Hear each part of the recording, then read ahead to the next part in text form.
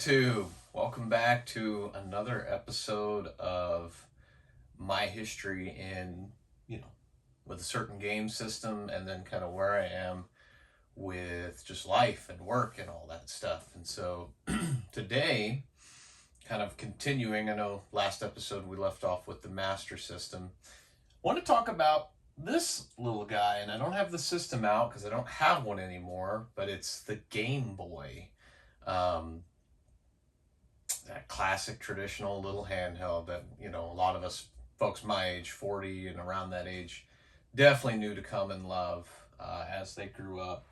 And so so that's what I'm going to be talking about. Job update. I am actively applying now, so hopefully something works out, but that's where we're at. Nothing yet. Got an interview later this week, but we'll see. But back to the Game Boy here. So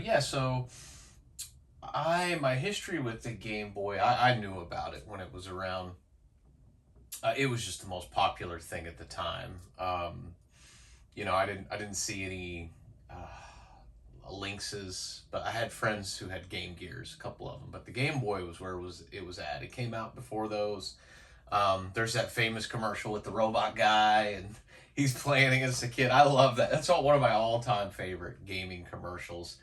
Go watch that commercial if you've never seen it. Just Game Boy launch commercial. And so when I got mine, I don't remember what Christmas it was. It was definitely a Christmas in the early 90s. And I remember I got the big gray, and I got 3 games. I got Yoshi's Cookie. I got Off-Road, may have been even called Super Off-Road. And I got Double Dragon 3. And so of those 3, I liked all 3 of them. Yoshi's Cookie was probably my least favorite. I've never been a huge puzzle gamer. Super Off-Road was probably my second, kind of in the middle, at least and at the time in the beginning, because I enjoyed the racing. And then Double Dragon 3 was my favorite because it was a beat 'em up. It was Double Dragon. The music was really good. In fact, the music was pretty solid on all 3 of those games. But what started out with me playing Double Dragon the most definitely swapped to me playing Off-Road, Super Off-Road the most, because it was just so much more approachable. It was, as soon as you upgraded that car, and if you were good at controlling it, when you started buying turbos, you could just play that game endlessly. I remember I'd just keep playing it, till whatever we were doing was done. Double Dragon 3, I would get to the part where you have to kind of walk on the panels to try to get through this room to get to the next part. I don't know what it was with the Game Boy screen, but the view was not good, and I'd always fall through the hole. I think I actually made it to that final part a few times, but just got totally wiped out because most of my lives were gone by that point. Double Dragon 3 on the Game Boy is very much like the arcade, where you have credits and you can buy things. And I quickly learned, hey, always buy the life and the power up, and don't go in the shop until your life is low, so you make the most out of it. Never buy the weapon or the move unless it's all you got. And so played those games for years because those were all I had for a long time. I would see mostly at the daycare I went to, and I believe I talked about this daycare in the NES video, Kinderworld, but a lot of other kids had Game Boys. And that's where I saw a majority of the other games for the system. Games like Super Mario Land, 6 Golden Coins, Wario Land, Kirby, Tetris, of course. Wasn't a big Tetris guy, but I knew of it, saw it. I remember going camping with my parents and meeting another little kid, and he had Super Mario Land, the first one, and just loving the music in that and playing through that with him. It was just so neat back then because nothing was online. You were sharing these kind of handheld experiences with other kids or other people. I don't know, it was kind of a magical time. So with that, that is where I saw another game I saw at Kinderworld was this bit of a hidden gem called Fortified Zone.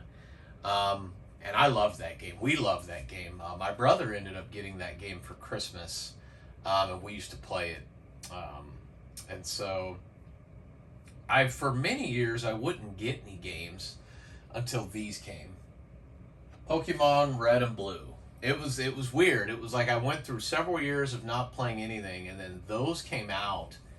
And when Pokemon came out, I guess I was at the end of elementary school, beginning of middle school, somewhere around that period. And so I watched things like Power Rangers and Ninja Turtles, and Dragon Ball Z, shows that really, this kind of just fell right in the line.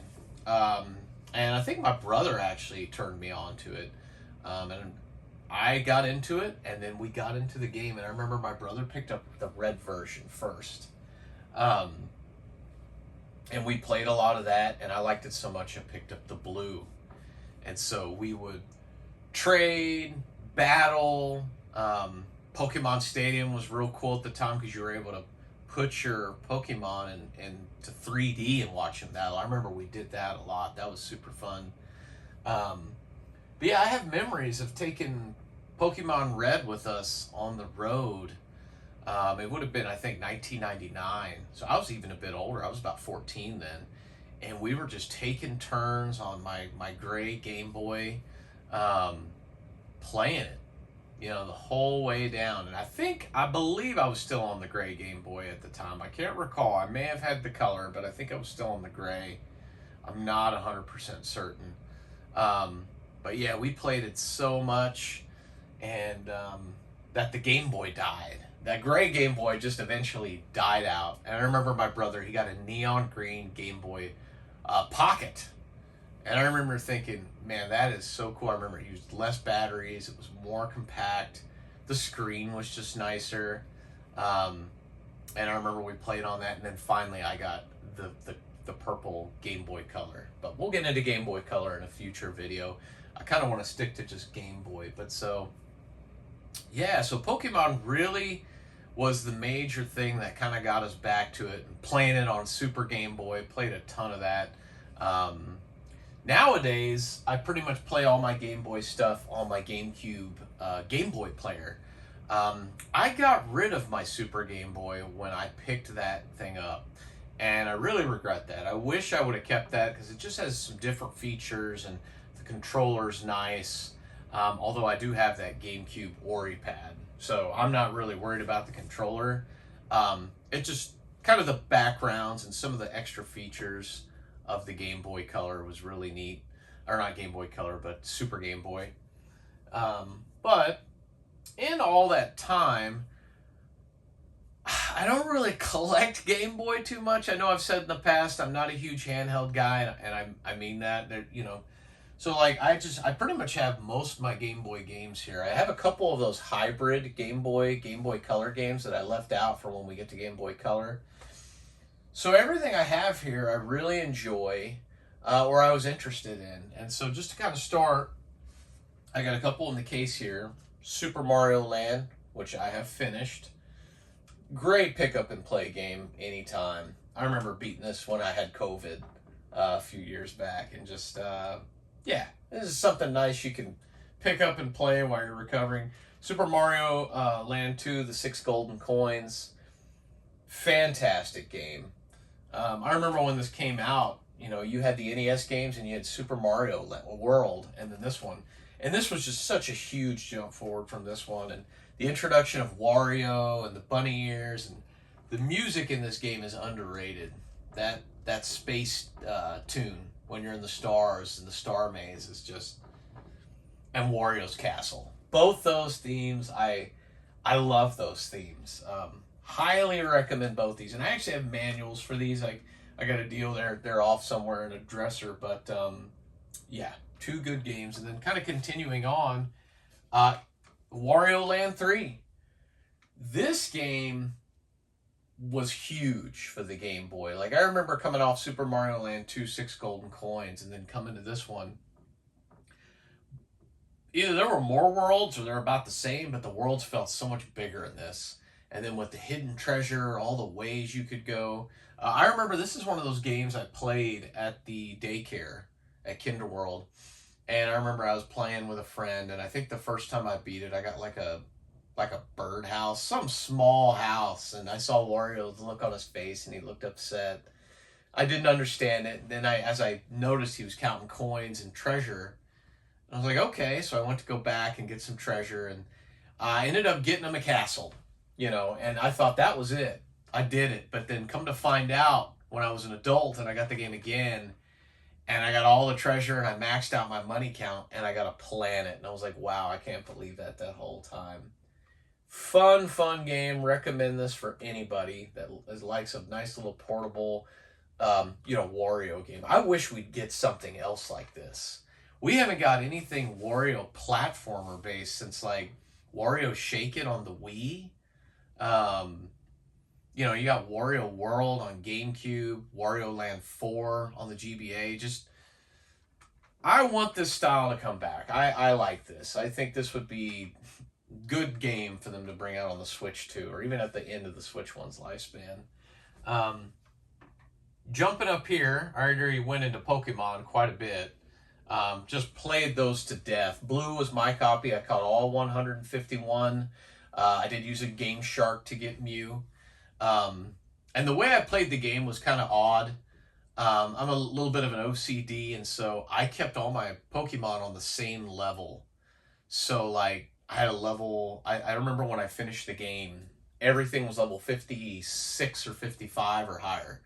Because Dragonair, that's when he evolves into Dragonite at 55.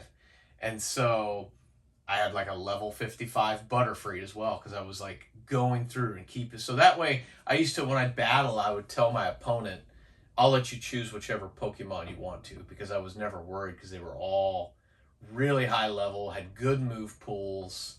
And so it was fun. It was kind of a, it was a good time to play that way. So, but yeah, so have those, have the Final Fantasy games. Never played them as a kid. Kind of knew about them. Wasn't until I became a big Final Fantasy guy later. I think I mentioned RPGs are my favorite genre. And I know these are Saga games and that's a mana game, but hey, Final Fantasy Adventure and the Legend games, I've played a little bit. They're fun. I need to get back to them. I want to get back to them. Just haven't done it yet. Metroid 2, I picked this up when me and my neighbor started playing the whole Metroid series. And I know I've talked about it a little bit. I'm going to make a whole video on it. But, as we were nearing the end playing them all, I wanted to get a complete box copy of all the ones I didn't have. And surprisingly, this one was one of the more pricier ones. This one and Super Metroid. I think I paid $300 or $400 for this guy. I just think people just didn't keep the Game Boy boxes often. A console is one thing, but the handheld, totally different. So that's why you can see I don't even have that many boxed Game Boy games. I don't have that many Game Boy games in general. This is the full set pretty much, except for those hybrid games, which I'll get into later. But yeah, that's about my history and some of my experience with it. Like I said, now if I play them on the Game Boy, or not Game Boy, the GameCube Game Boy player. If you're looking to get into the Game Boy, the hardware isn't too expensive. I feel like the gray isn't too bad. The pockets aren't bad. Even the colors aren't too bad.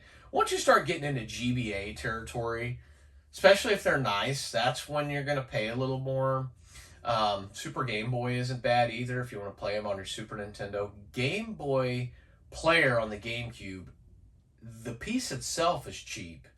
It's getting the disc, like everything's expensive. And I know there's other ways to play it now, but to play it, it's not too bad. There's also the Switch app, which has a bunch of Game Boy and Game Boy Color stuff on it. The games also aren't too expensive if you don't mind collecting loose. If you collect loose, they're pretty cheap. They're not too bad. Now, when you start going for complete in box, there's definitely a jump in price. But so yeah, if Feel free to share. Would love to hear your thoughts, but that is my history and my thoughts on the Game Boy. And I look forward to catching up with you guys next time. Thanks for indulging me as always, and take care.